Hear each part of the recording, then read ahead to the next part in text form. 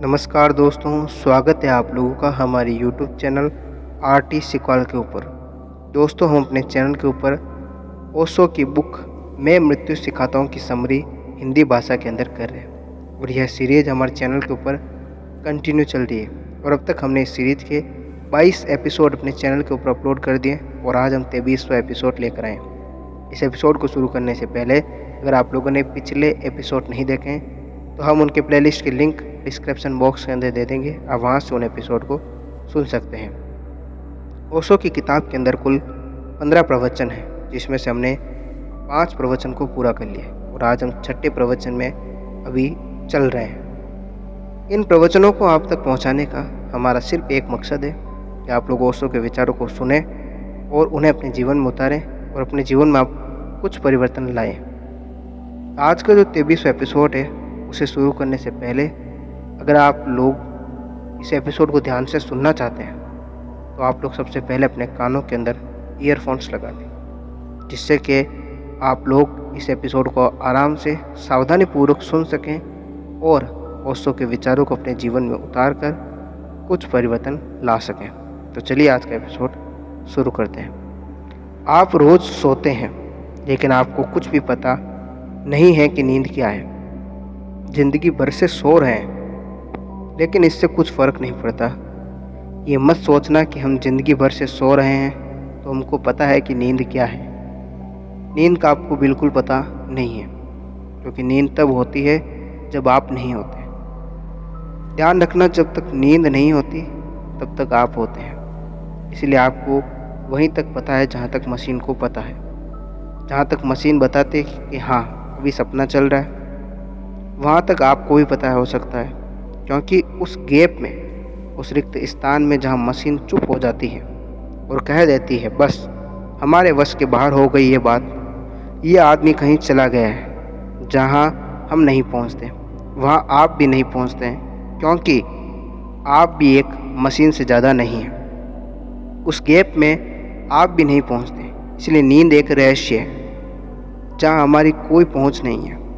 इसलिए पहुँच नहीं है हमारी, क्योंकि हम मिट जाते हैं तभी नींद आती है। और इसलिए जितना अहंकार बढ़ता चला जाता है उतनी ही नींद कम होती चली जाती है। अहंकारी आदमी की नींद ख़त्म हो जाती है, क्योंकि अहंकारी कहता है कि मैं 24 घंटे, कहता है मैं, उठता है तो कहता है मैं, चलता है तो कहता है मैं, सड़क पर निकलता है तो कहता है मैं। वह 24 घंटे मैं इतना ज़्यादा कहता है कि जब नींद के वक्त में छोड़ने का समय आता है तब वह कहता है मैं को नहीं छोड़ पाता हूँ और नींद मुश्किल हो जाती है। नींद असंभव है। मैं के रहते नींद असंभव है। और मैंने कल आपसे कहा कि मैं के रहते परमात्मा में प्रवेश असंभव है। नींद और परमात्मा में प्रवेश बिल्कुल एक सी बात है। फ़र्क इतना है, नींद बेहोशी में प्रवेश है और ध्यान होश में प्रवेश है। लेकिन ये फ़र्क बहुत बड़ा है। हजारों जन्मों तक नींद में आप परमात्मा में प्रवेश करते रहेंगे, लेकिन इससे आपको परमात्मा का कोई पता नहीं चलेगा। लेकिन एक क्षण भी अगर आप ध्यान में प्रवेश कर गए, परमात्मा में, उस जगह पहुंच गए जहाँ नींद में हजारों बार आप पहुँचे, लाखों बार आप पहुँचे, तो आपकी ज़िंदगी पूरी बदल जाएगी। और मज़े की बात यह है कि जो व्यक्ति एक बार ध्यान में प्रवेश कर जाता है, उस शून्य में जहाँ नींद ले जाती है, उसके बाद वह नींद में कभी बेहोश नहीं रहता। वह जो कृष्ण ने गीता में कहा है कि जब सब सोते हैं तब भी योगी जागता है, उसका अर्थ यह है कि जब सब सो जाते हैं तब भी वह जागता है। इसका मतलब यह नहीं है कि योगी नहीं सोता। योगी से बढ़िया कोई भी नहीं सोता। योगी जैसे सोता है वैसा कोई सो ही नहीं सकता। लेकिन फिर भी उसकी निंद्रा की उस गहराई में भी उसका एक तत्व जो ध्यान में प्रवेश हो गया, उसका वह जागा रहता है और वह जागता हुआ रोज नींद में प्रवेश करता है। तब उसके लिए ध्यान और नींद एक ही बात हो जाती है, कोई फर्क ही नहीं रह जाता। तब वह नींद में होश से ही प्रवेश करता है। एक बार ध्यान से कोई भीतर चला जाए फिर वह कभी भी नींद में बेहोश नहीं होते। बुद्ध के पास आनंद वर्षों तक रहा। वर्षों तक बुद्ध के पास सोया।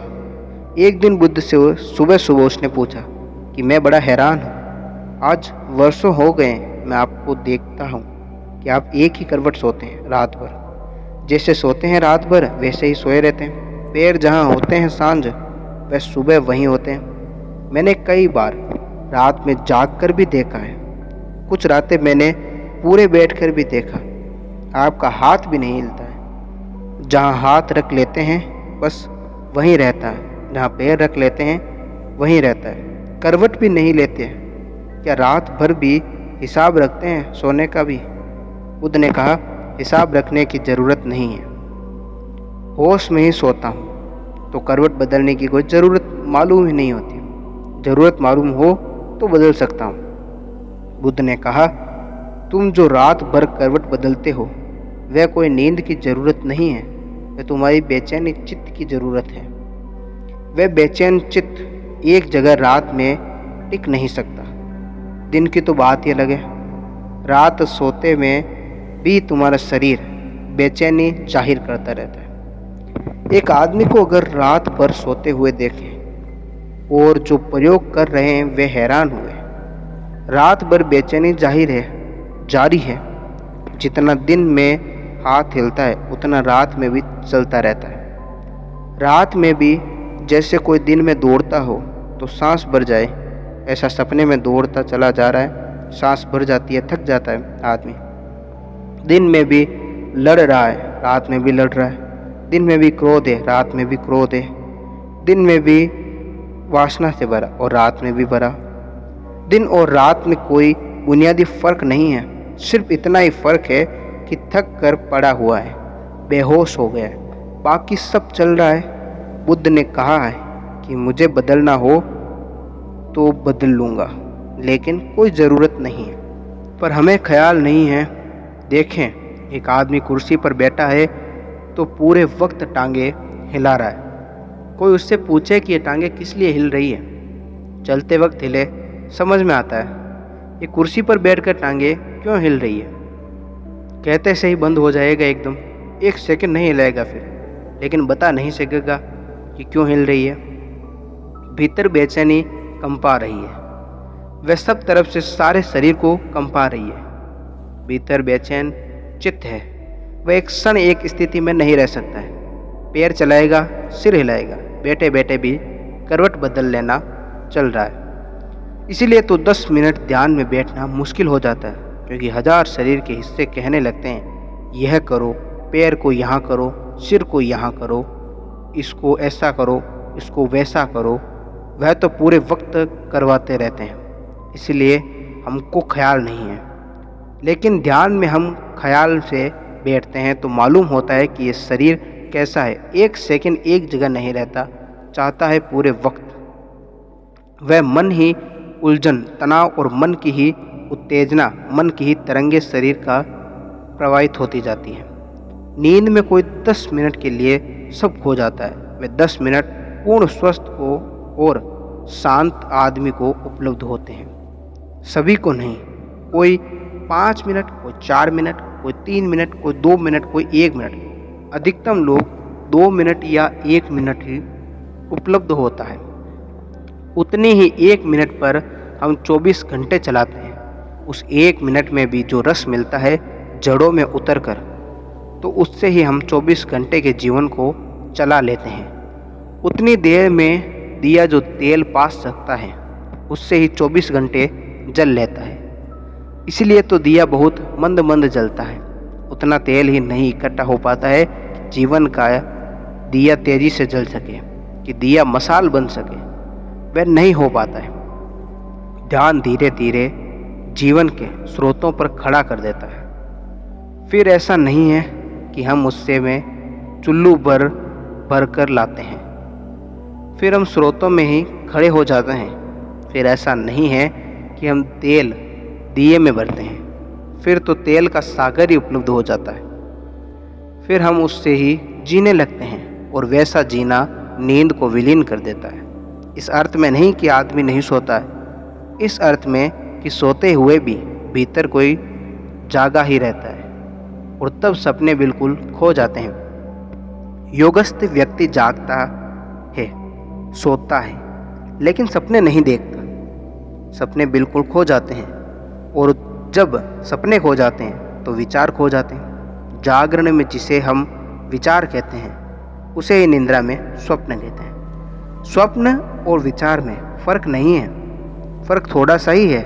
विचार थोड़े सभ्य हो गए हैं, सपने हैं, और सपने थोड़े आदिम एब्जोरिनल विचार हैं। असल में बच्चे या पुरानी आदिम जातियाँ चित्रों में ही सोच सकती हैं, शब्दों में नहीं।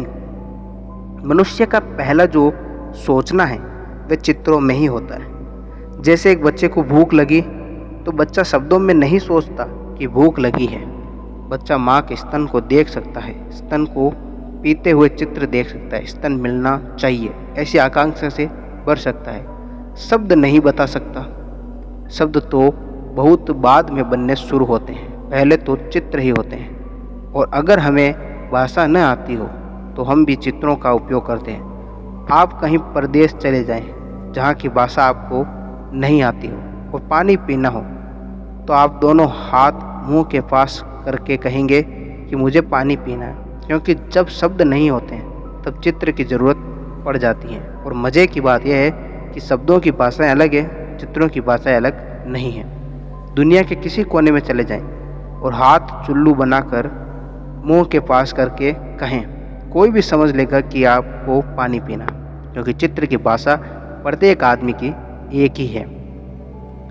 शब्द हमने अलग अलग ईजाद किए हैं, लेकिन चित्र हमारी ईजाद नहीं है। चित्र तो मनुष्य के मन की भाषा है। इसलिए दुनिया की किसी भी चित्रावली को, किसी भी पेंटिंग को कहीं भी समझा जा सकता है। चाहे कोई लियोनार्डो पेंटिंग बनाए और चाहे खजुराहों की मूर्तियाँ बनाए, इनको समझने के लिए किसी भाषा का फ़र्क करने की ज़रूरत नहीं है। खजुराहों की मूर्तियों को एक फ्रेंच, एक जर्मन, एक चीनी आकार समझ लेगा उतना ही जितना आप समझते हैं। और आप अगर लुब्रू में, फ्रांस में जाकर उनके म्यूज़ियम में खड़े हो जाएं चित्रों के, तो आप भी उन चित्रों को समझ लेंगे। उनके शीर्षक नहीं समझेंगे, शीर्षक तो फ्रेंच भाषा में है, लेकिन आप चित्र समझ लेंगे कि चित्र क्या है। चित्र की भाषा सबकी है। अभी शब्द की भाषा हमारे दिन में तो काम आ जाती है, लेकिन रात में काम नहीं आती है। रात में हम फिर जंगली हो जाते हैं, नींद में खो जाते हैं। हमारी सब शिक्षा, डिग्री, एजुकेशन, यूनिवर्सिटी सब खो जाती है। हम वहीं खड़े हो जाते हैं जहाँ मौलिक आदमी खड़ा हुआ है। इसीलिए रात में चित्र उठते हैं, दिन में शब्द, रात में चित्र। और इसीलिए दिन में अगर हमें किसी को प्रेम करना है तो हम प्रेम करने की भाषा सोच सकते हैं भाषा में, लेकिन रात में अगर करना है तो सिवाय चित्रों के कोई दूसरा उपाय नहीं रह जाता, चित्र ही रह जाते हैं। इसलिए सपने बड़े जीवंत मालूम पड़ते हैं और उतना ही विचार जीवंत मालूम नहीं होता है। सपने बहुत जीवंत मालूम होते हैं, पूरा चित्र खड़ा हो जाता है। और इसीलिए अगर आप एक उपन्यास पढ़ें तो आपको उतना आनंद नहीं मिलता। उसी उपन्यास की फिल्म बन जाए तो आप बहुत आनंद होता है देखने में। उसका कुल कारण इतना ही है कि फिल्म जो है वह चित्रों की भाषा में और उपन्यास जो है वह शब्दों की भाषा में है। इसीलिए अगर मुझे आप सामने देखकर सुन रहे हैं तो आपको सुनने में ज़्यादा आनंद आता है। मेरी यह बात आप टेप से सुनेंगे तो आपको उतना आनंद नहीं आएगा, क्योंकि यहाँ चित्र भी मौजूद है, वहाँ सिर्फ शब्द मौजूद है। चित्र हमारे निकट की भाषा है, प्राकृतिक। तो रात में शब्द चित्र बन जाते हैं, बस इतना ही फ़र्क है। जिस दिन स्वप्न में खोते हैं उसी दिन विचार खो जाते हैं, और जिस दिन विचार खोते हैं उसी दिन स्वप्न खो जाते हैं। दिन विचार से खाली हो जाए तो रात सपनों से खाली हो जाएगी। और ध्यान रहे, सपने भी नहीं होते हैं, सपने सोने नहीं देते हैं और विचार जगने नहीं देते हैं। इन दोनों बातों को समझ लेना। सपने सोने नहीं देते हैं और विचार जगने नहीं देते हैं। अगर सपने खो जाएं तो नींद पूरी तरह आपको आरामदायक मिलेगी, वो पूरी हो जाएगी। और अगर विचार खो जाए तो जागरण पूरा हो जाए, और अगर जागरण पूरा हो जाए और निद्रा पूरी हो जाए तो निद्रा और जागरण में कोई फ़र्क नहीं रहता है। सिर्फ आँख खुले होने और बंद होने का फ़र्क रह जाता है। शरीर के विश्राम करने और श्रम करने का फ़र्क रह जाता है और कोई फ़र्क नहीं रह जाता। जो व्यक्ति पूरा जाग गया है वह पूरा सोता है, लेकिन जागने में भी और नींद में उसकी चेतना में कोई फ़र्क नहीं पड़ता है। चेतना एक ही होती है, सिर्फ शरीर में फ़र्क पड़ता है। जागने में शरीर में श्रम होता है और सोने में विश्राम होता है, इतना ही फ़र्क है। तो जिन मित्र ने मुझसे पूछा है कि निद्रा में क्यों परमात्मा उपलब्ध नहीं होता है, उनसे मेरा यही कहना है कि हो सकता है अगर निद्रा में भी जाग सकें और ध्यान का इतना ही मतलब है, इसीलिए मेरे ध्यान की जो प्रक्रिया है वह असल में सोने की ही प्रक्रिया है, जागते हुए सोने की, जागते हुए नींद में जाने की। इसलिए शरीर को शिथिल करने को कहता हूँ, श्वास को छोड़ देने के लिए कहता हूँ, मन को शांत करने को कहता हूँ। यह नींद की तैयारी है और इसीलिए अक्सर ऐसा होता है कि ध्यान में न जाकर कुछ मित्र नींद में चले जाते हैं। अक्सर ऐसा ही होता है क्योंकि यह तैयारी नींद की ही है। इस तैयारी को करते करते वे कब सो जाते हैं उन्हें पता ही नहीं चलता है। इसलिए तीसरी बात निरंतर कहता हूँ कि भीतर जागे रहें, भीतर होश से भरे रहें। शरीर बिल्कुल स्थिर छोड़ दें और स्थिर छूट जाए और श्वास बिल्कुल स्थिर हो जाए। जितनी नींद में होती है उससे भी ज़्यादा हो जाए, लेकिन भीतर जागे रहें। भीतर होश दिए की तरह जलता रहे ताकि नींद ना आ जाए। ध्यान और नींद की प्रारंभिक शर्तें एक जैसी हैं, अंतिम शर्त में फ़र्क है। पहली शर्त यही है कि शरीर शिथिल हो। अगर डॉक्टर के पास जाएंगे और कहेंगे कि नींद नहीं आती तो वह आपको रिलैक्स सिखाएगा। वह कहेगा कि शरीर को शिथिल करें, जो मैं आपसे कह रहा हूँ वही आपसे कहेंगे कि शरीर को शिथिल छोड़ें, रिलैक्स करें, शरीर में तनाव न रखें। सारे शरीर को ऐसा छोड़ दें जैसे रूह का फाहा बिल्कुल ढीला छूटा है, ऐसा छोड़ दें। वह आपको कहेंगे कि देखें एक बिल्ली को सोते हुए। कभी बिल्ली को सोते हुए देखा है? कुत्ते को सोते देखा है? वे कैसे सोते हैं? जैसे है ही नहीं, एकदम। एक छोटे बच्चे को सोते देखा है? कैसे सोता है? जैसे सब मिट गया है, कहीं कोई तनाव नहीं है, सब हाथ पैर ऐसे ढीले पड़ गए हैं कि जिसका हिसाब नहीं। एक आदमी को सोते देखा, एक जवान आदमी को, एक बूढ़े आदमी को सोते देखें, सब खींचा हुआ है। तो डॉक्टर कहेंगे, चिकित्सक कहेंगे कि बिल्कुल ढीला छोड़ दें। नींद की भी शर्त वही है कि श्वास ढीली छोड़ दें, शिथिल और गहरी हो जाए, शांत हो जाए। क्योंकि आपने ध्यान किया हो, अगर दौड़ना पड़े तो श्वास तेज हो जाएगी, दौड़ना पड़े तो श्वास तेज हो जाती है। शरीर को श्रम करना पड़ता है तो श्वास को तेज होना पड़ेगा, खून की गति बढ़ेगी। और अगर सोना है तो खून की गति शिथिल होनी चाहिए, शिथिल होती जानी चाहिए। ठीक दौड़ने से उल्टी हालत हो जानी चाहिए तो श्वास शिथिल हो जाएगी। इसीलिए दूसरी शर्त है कि श्वास शिथिल कर लें। अगर विचार तेजी से चल रहे हैं तो मस्तिष्क में खून को तेजी से दौड़ना पड़ता है, और खून तेजी से सिर में दौड़े तो नींद असंभव है।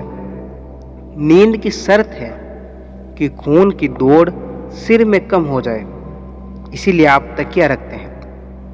आपने कभी ख्याल नहीं किया होगा कि तकिया क्यों रखते हैं। तकिया खून की गति को कम करने के लिए रखते हैं। अगर तकिया न रखें तो सिर शरीर के सतह पर होता है। सतह पर होने से खून की गति पूरी होती है, सिर से पैर तक बराबर होती है। सिर को ऊंचा कर लेते हैं तो सिर पर खून को चढ़ने में मुश्किल होती है, तो सिर में कम चढ़ता है, पूरे शरीर में गति करता है, सिर में गति कम हो जाती है। इसलिए जिनको जितनी मुश्किल से नींद आती है उनका उतना ही तकिया बढ़ाने जाना पड़ेगा। 1 2 3 बढ़ते जाएंगे, क्योंकि सिर ऊंचा होना चाहिए। और सिर ऊंचे होने पर कुल इतना मतलब है कि वहाँ खून कम जाए। वहाँ खून कम जाएगा तो नींद जल्दी आ जाएगी, क्योंकि वहाँ गति न होगी तो मस्तिष्क शिथिल हो जाएगा। अगर विचार तेजी से चलेंगे तो भी खून की गति होती रहेगी। क्योंकि विचार को चलने के लिए भी खून की वाहन पकड़ना पड़ता है। मस्तिष्क की नसें तेजी से चलती रहेंगी। कभी आपने देखा होगा, क्रोध में आ जाते हैं तो सब नसें फूल जाएंगी। वह फूल गई इसीलिए कि खून को इतनी तेजी से दौड़ना पड़ रहा है कि नसों की इतनी सामर्थ्य नहीं है इतनी तेजी से दौड़ने की, इसलिए नसें फूल गई हैं। इसलिए क्रोधी आदमी की नसें फूल जाती है, शांत हो जाएगी, नसें कम हो जाएंगी क्योंकि खून की गति कम हो जाएगी।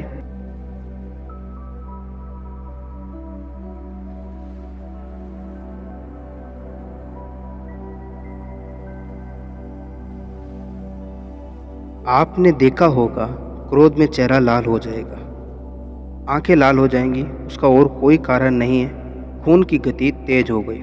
विचार इतनी तेजी से दौड़ रहे हैं कि खून को भी बहुत तेजी से दौड़ना पड़ता है, श्वास तेज हो जाती है।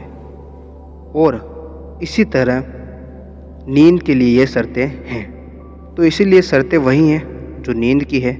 शरीर को शिथिल छोड़ दें, श्वास को शिथिल छोड़ दें, विचार को छोड़ दें।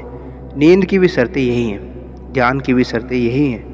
प्रारंभिक शर्तें एक सी है, अंतिम शर्त में फ़र्क है। नींद का है कि अब सो जाएं और ध्यान का है कि अब जागें। ये तीनों शर्तें पूरी हो जाएं, आप जागे रहें बस। इसलिए जिन मित्र ने पूछा है, ठीक ही पूछा है, नींद और ध्यान में बड़े गहरे संबंध है, समाधि और सुषुप्ति में बड़े गहरे संबंध है। लेकिन एक फ़र्क है जो बहुत कीमती है, वह फ़र्क है जागे हुए और मूर्छित होने का। नींद मूर्छा है, ध्यान जागृति है। आज के लिए इतना ही। मिलेंगे हम आप लोगों से कल नए एपिसोड में। तब तक आप लोग अपना ख्याल रखें।